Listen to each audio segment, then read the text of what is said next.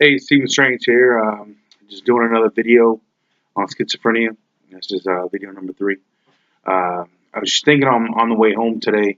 I was driving down Sir Barton here in Lexington, Kentucky, and I was thinking about the intricacies of schizophrenia and about how diverse it is as a disability, or in my world, I call it an ability.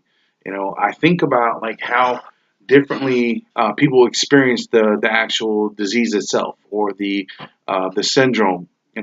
Most people, they hear voices or they see things that aren't there. Me myself, I actually experience things on a spiritual level. It's not just imaginary things like pink elephants and flying pigs. That's not really the case when it comes to schizophrenia. It's a very visceral, but also very subjective experience. It's also very individual to the person, very personal, very intimate. Whereas, if you're tripping off a PCP or something like that, or methamphetamines, you experience things that aren't actually there. One of the first times I ever heard voices in my own ear was back in 1997. Now, I was around age 20 back then, 19 and 20, and I was very heavily involved in the drug scene.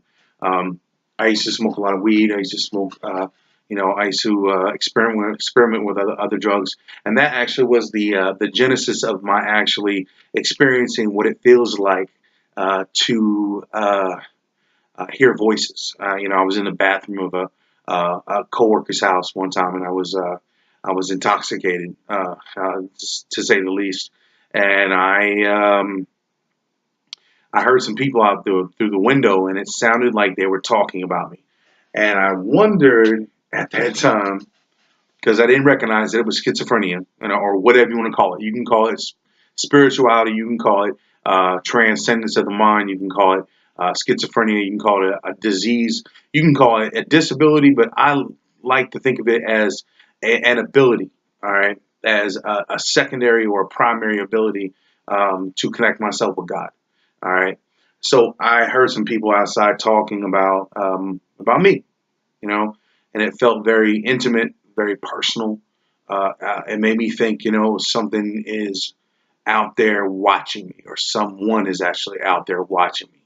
Um, so that was the first time, but the first time I ever really heard voices that actually sound condemning or chastising was actually in 1998 when I was at WKU, Western Kentucky University. Um, I was actually, of course, I was intoxicated. But the first time was definitely the opening of that doorway, knowing that something else is out there that is sentient and that is,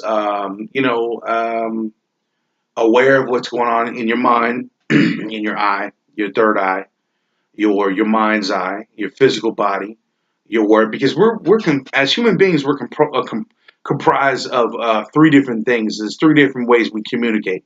One is verbally, and that's where our word comes from. And then, of course, physically, our actions, our works. So you have words and works. And then, of course, you actually have thoughts. All right. What a lot of people don't understand is that there's actually a psychic medium out there, or rather, in here, where you connect with something greater than yourself. All right. And to really build on that right there, you have to think about it is like we also have thoughts. All right. First time I ever heard the actual cadence or the actual sound, the audible sound of my own voice in my own mind without having to speak was in 1998. All right, it's now 2017. It's almost 20 years ago. So I've been living this reality for about 20 years now. All right. So I remember one time I was walking with my friend Krill. Many blessings. If you're watching this, Krill, many blessings and peace and salutations. But anyways, one of my oldest friends, I call him my God brother because, you know, God is in people. All right. At least that's how I experience the God mind. Um, but I was walking with him down one of the pathways of the sidewalks, going back to my dorm room at WKU, Western Kentucky University.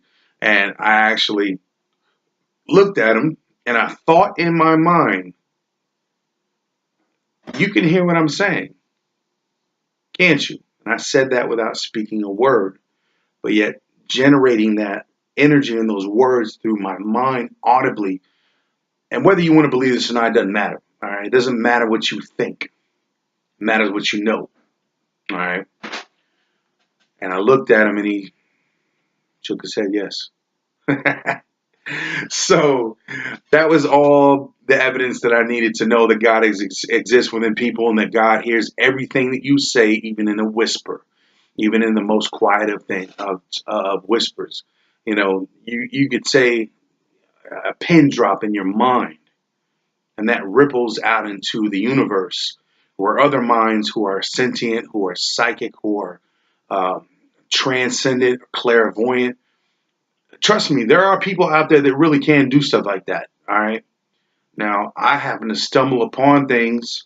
I'm not fully clairvoyant, nor do I promote the fact that I am clairvoyant because I'm not. But I feel like I'm more in tune these days than I would be if I, you know, was just a normal person doing, the kind of savage things that the savage life, the savage things that we do as people who are not in the know. Okay. All right. So basically, to kind of wrap back around, I know I kind of went off on a tangent.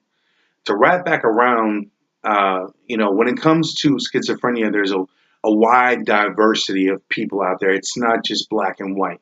You're either one way or you're another. You know, the gradient spectrum of schizophrenia is so diverse amongst the population of people. And like I said one time in my previous video, that it's 1% of the population, so 1 out of 100 people. So if you have 250 million, 300 million people in America, 1% of those people actually eventually develop schizophrenia in their lifetime. Okay, so how diverse is it? It's extremely diverse. Some people may hear voices. Some people may have crazy thoughts. Some people may have voices that tell them to do bad things. Some people may have voices that tell them to do good things. Some people actually may experience them visually, audibly, physically, and the olfactory senses. Some people may actually just be different.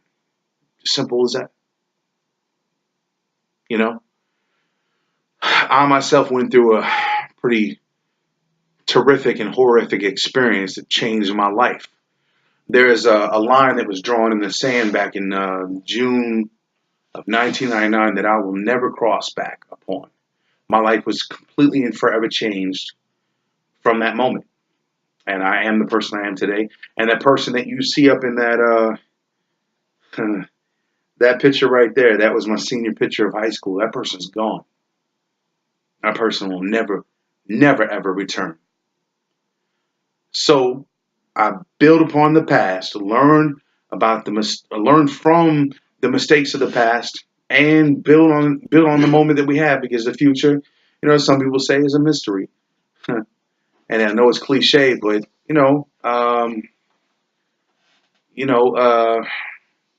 past is history. So what do we have left to do? We have the moment. So I urge you to stay prayed up, stay vigilant, meditate, study, study to find out where you came from.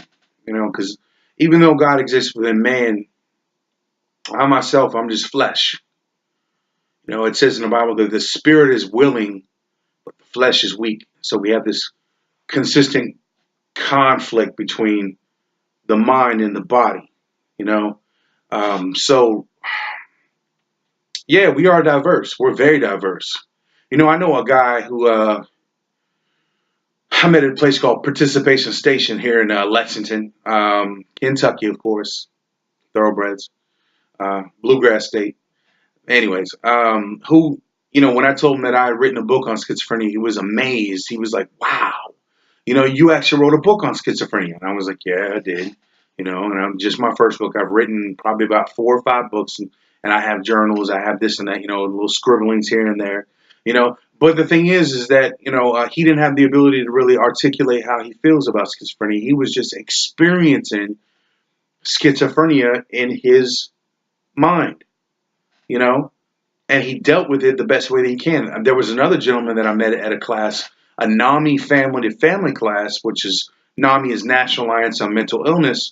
I met him, and he had explained to me, probably the third or fourth time I met him at those classes, he explained to me that he had a cork board where he would draw a line or put a diagram of his thoughts, and then there was just intricacy amongst the um, the different angles and the different connections that he had from one idea to the next, and it was in the hundreds, maybe even the thousands.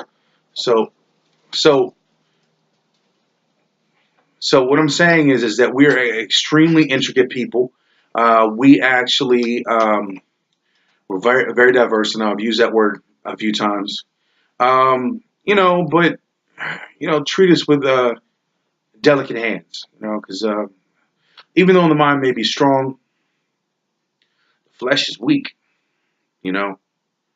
And I want to build upon that the next time we talk, because these talks are not only going to be about science, they're not only going to be about subjective experiences, they're not only going to be about doctors and medications and people that are schizophrenic, but it's going to be spiritual as well. And I do apologize. The person that was walking behind me is actually my mother's boyfriend. He actually has dementia. And so when it comes to the cornucopia of mental illnesses, excuse me, there's also a wide variety of out there: Alzheimer's, dementia, bipolar, schizophrenia, schizoaffective disorder, of which I have been diagnosed with. But basically, it's a spiritual thing for me. It's not just I take a pill and the chemical imbalances, the chemical receptors of my brain, are now accepting the norepinephrine or the epinephrine, the dopamine, the serotonin, in my brain, and now my brain can function and I can be normal. I don't believe in that. I don't believe in that at all. So what I would like to do is just, walk with you along this route, that I'm going to take, and I invite you to continue following the blog, and maybe we can open up some doors that actually haven't been opened yet. So I say to you, peace and prosperity.